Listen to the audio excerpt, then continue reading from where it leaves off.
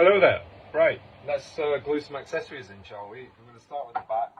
Now, if you encounter this, once you've done a load of like smoothing and stuff, and if you have product on the back grille, like on the sides, obviously it's going to be too big for the hole. Also, 3D prints can warp and contract and expand slightly because you make it with heat, right? So sometimes it's a little bit tricky to get it in. So what I've already done, which I haven't showed on the video, is just grab a file and file the inside and file the outside of this. Literally, I've stuck a file on a device and just went like this for a while and just kept on testing it until it fit in. Obviously, you want it to be quite tight, but now it should snap into place. I am going to glue it, and I might need a little rubber mallet or something just to do that. But and obviously, once you file it off, when you put it in, you might see the colour of the actual filament, which I use bright pink because it's part of my Jedha colours. So what I did is I went around the edges with a chrome paint pen just to fill that in. I did that yesterday. So now I'm just going to glue this guy in and all the rest. So let's do it. Now I am using a different type of glue. Normally I use Gorilla Glue, but I always lose the cap and it always just goes weird about halfway down, and then it's just useless, and I have to take the whole lid off, and it's just annoying. I'm going to use E6000. I've never used it. I don't know if it's strong enough. People tell me it's super strong, stronger than super glue, but I don't know, so I'm just going to try it, because otherwise you don't know. You don't know what you don't know, do you, mate? So yeah, that's what I'm going to do. Here we go. Now I don't want it to splodge out the side, so I'm just going to dab the glue on the inside. And when I say inside, obviously inside the helmet, but more towards the inside of the helmet than the outside, so that when it goes in, it doesn't squeeze out, if that makes sense. I use that term a lot, don't I, if that makes sense. Of course it makes sense. I describe myself perfectly.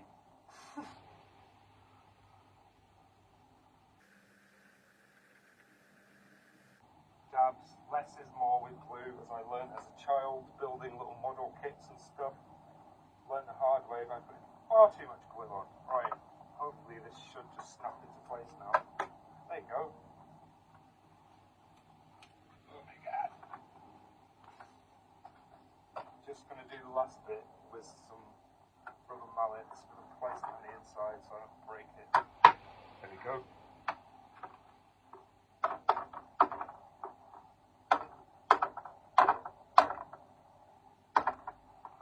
Do a bit of a touch-up paint job afterwards. So we don't see that. Beautiful. I think I do because I can see a little bit of pink on the edges there. Just touch it up with the paint pen again.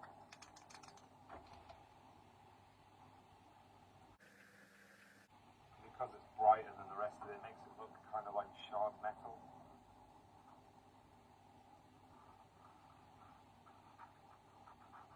Bother lacquering it.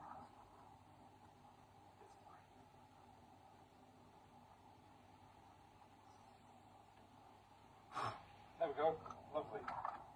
Jobs are gutted. The reason I do my accessories separately is because if it was already part of the helmet, trying to sand in these little grooves is just so annoying and intimidating because you've got all these little detail bits.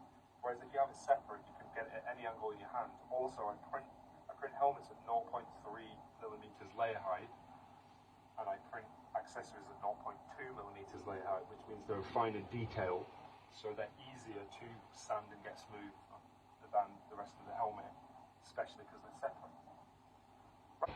So because this is super smooth, we need a good key for it to glue onto. So what I do is I put it where it's going to be, and then I sand that area. Not loads, just kind of scratching it up a bit.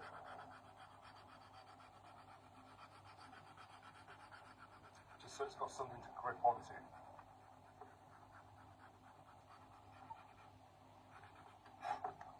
And because the inside is normally okay, but it looks like I've actually got some filler on there for some some reason, I don't know why.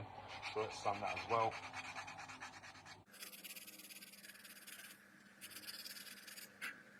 Right.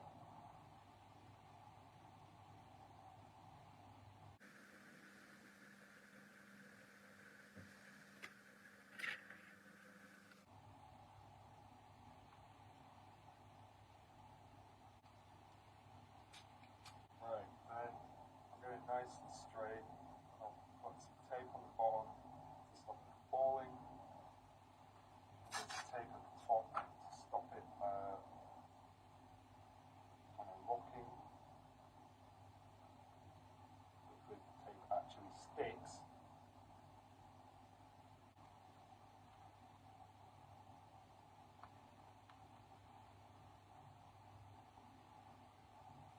So the E6000, the reason it's slipping, it normally doesn't do that with super glue because it's a bit thicker, but I think the E6000 is runnier, which is why it's wanting to slide off. So let's just put a bit more tape on.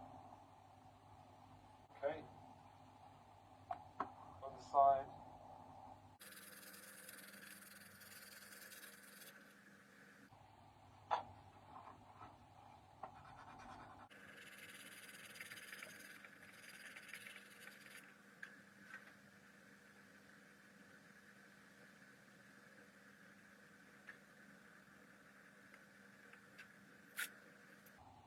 That is just sliding straight off.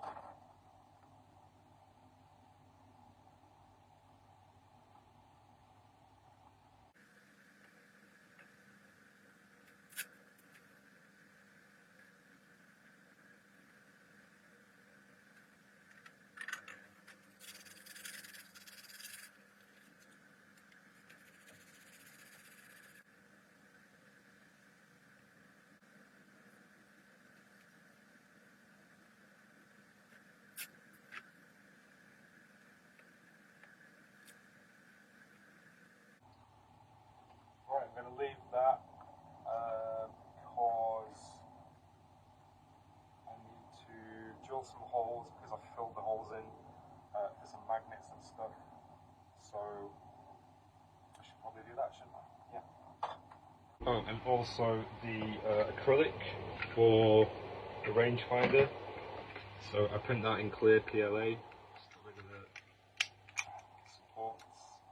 So he goes in there like that. And then you glue the camera onto that there. This just pulls out so you can access the circuit board.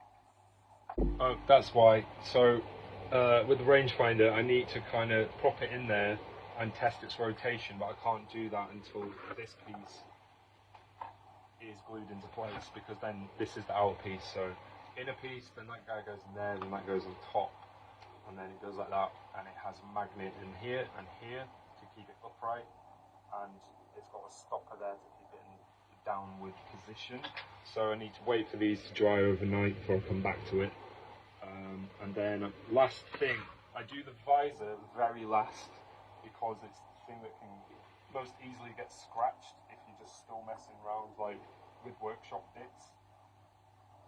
So I leave it till the very last thing. Right, so let's leave them to set overnight. I'll see you in a tick.